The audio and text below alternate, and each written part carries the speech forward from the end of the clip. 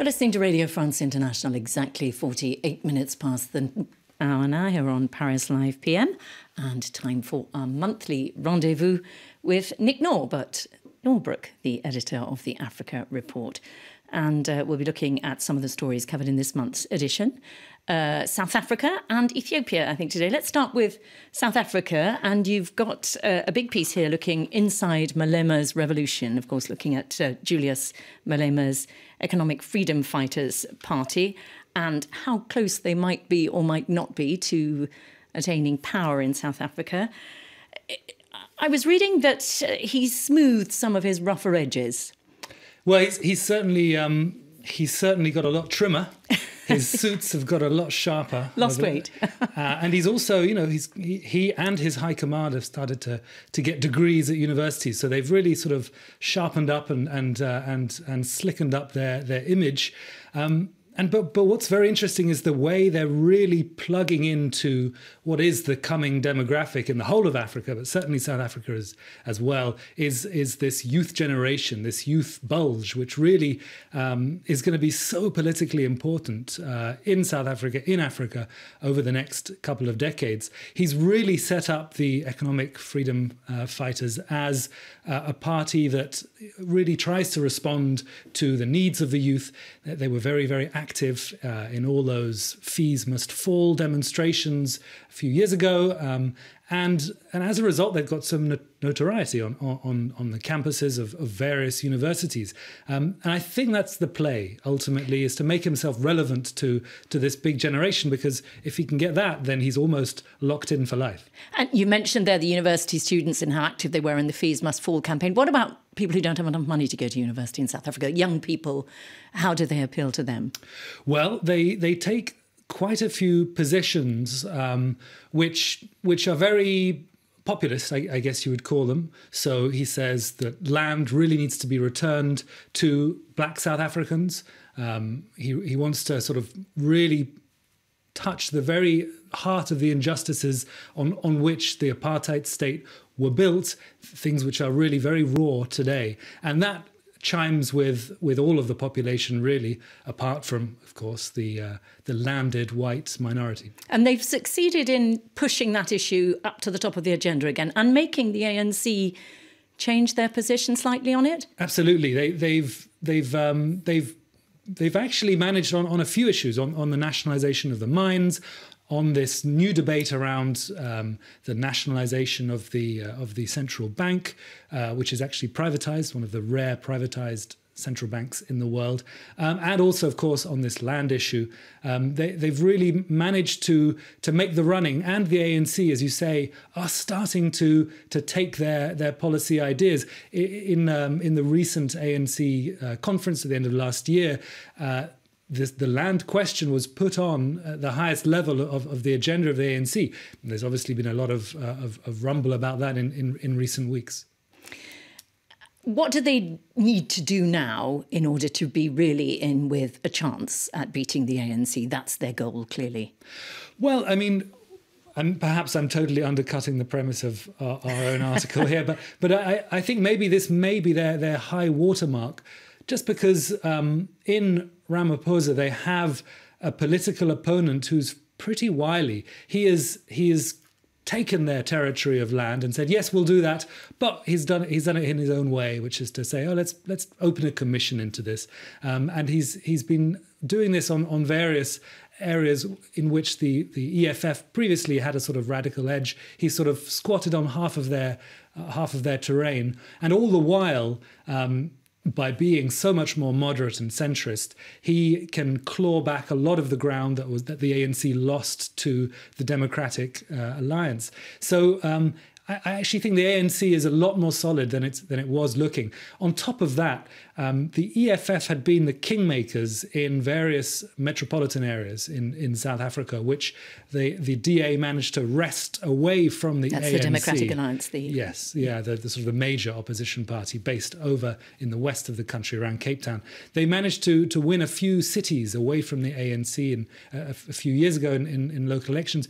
But now the EFF is ganging up with the ANC to bring them back into ANC control, which somewhat undercuts their credibility as an independent voice. Fascinating. Well, we shall watch with interest. Another article which I found fascinating in the Africa Report this week. You're looking at, it's called the Abiy effect, and looking at Abiy Ahmed, of course, the new Prime Minister of Ethiopia. Well, a few months in now, he's not that new, but has made a gigantic impact in a short time. You look a little bit at the person himself. Tell us who he is, about his background. Well, he's only a few years younger than France's President Macron.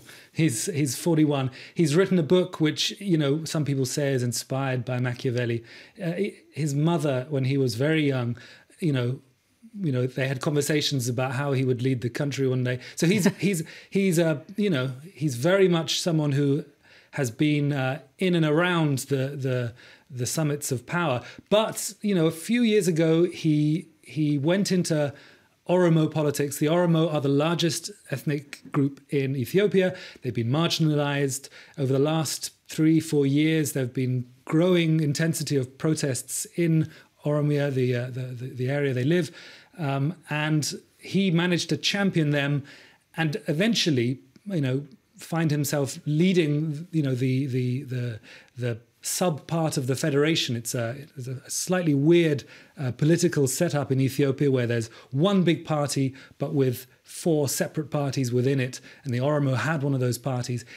So by virtue of the previous prime minister stepping down, he became prime minister. Everyone thought, well, he's an apparatchik. He's from the major party, so there will be no change. But people were wrong. Very quickly, he threw a lot of the old orthodoxies out of the window, including, big things like the role of state and market in the economy. He's really, moved it much more towards the private sector. He said he's going to open up the banking sector, open up the logistics, the tourism sectors, which is, a huge revolution in mindset where previously entrepreneurs weren't spat on, but they weren't embraced with open arms. So that's a big change. He's also, in the region, opened up the border with Eritrea, ended the war with Eritrea, which had been sort of this weird frozen Cold War from 1997 onwards. So that's 2 decades worth of war, which he ended in a few weeks of intense diplomacy, which involved, the UAE ruler, MBZ, quite a bit. So suddenly there's this new dynamic in the region. Eritrea is now talking to Djibouti, a big trade partner of Ethiopia. And things are moving. However, the country remains incredibly fractured. Are investors waking up to this? Are they likely to put their money into Ethiopia? So here's a startling statistic. In 2003, the GDP of the country was 8 billion. Last year, it was 80 billion. So investors have been looking at Ethiopia for a long time. The growth has been startling. It's done it in the East Asian style, state-backed growth. And of course, investors have been, looking for a way in for a long time. So yes, I think it's very high on the agendas of investors for 2019, that's for sure. And you talked about the regional power dynamic. You talk about it in this article. Explain a little bit the various interests in that region. What do China, the US and Gulf countries want from Ethiopia? Well, some of the infuriating patchwork of alliances that the Middle East has are now being translated into the Horn of Africa. So on one side, you have Turkey and Qatar, and they are investing rather in the region, in Somaliland, in Somalia, in Djibouti, in Ethiopia. On the other side, you have Saudi Arabia and the UAE. They are another sort of force to be reckoned with. They are using Eritrea to prosecute a war in Yemen. That's why they were very keen on Ethiopia and Eritrea getting closer together. So, that's another dynamic. Then you have Chinese commercial interests in the ports in Djibouti. The UAE also own a port in Djibouti. Djibouti then nationalized in April this port. So there's a huge fuss about that. Ethiopia relies on Djibouti for 90% of its exports, and Chinese investors are massively invested in turning Ethiopia into a manufacturing hub, the next Shenzhen of Africa, so they're very keen to get their goods out. So suddenly you have this already strategically significant port city country of Djibouti plugged into yet another dynamic between Ethiopia and China. We just have a short amount of time left. There are an enormous number of Ethiopian people around the world. What does that diaspora, if they have a single reaction, how are they reacting on the whole to this new Prime Minister? Well, he actually went to travel around America. I think he did 3 or 4 big town hall meetings, sort of sports stadium sized in some cases, and he was very well appreciated. I think because he said to a lot of the opposition groups who are based abroad, "Come home. We should be talking. We shouldn't have you camped out in the US hurling hostile propaganda in. You should be here. We should be having these discussions." He's rescinded a lot of the sort of anti-terror and repressive legislation. And he said, we want to have these debates, but we want to have them here in Ethiopia. And I think the diaspora are cautiously optimistic. Thanks very much. Nicholas Norbrook, of course, from the Africa Report. Always a pleasure to talk to him. That's it from us. Just a reminder that you can write to us at parislive@rfi.fr. You can call us and leave a short message. The number to call is +331 8422 9600. Or you can write to us, the address BP 9516 Paris 75016 France. From me, Angela Diffley, and from everyone here. Until we meet again, take care.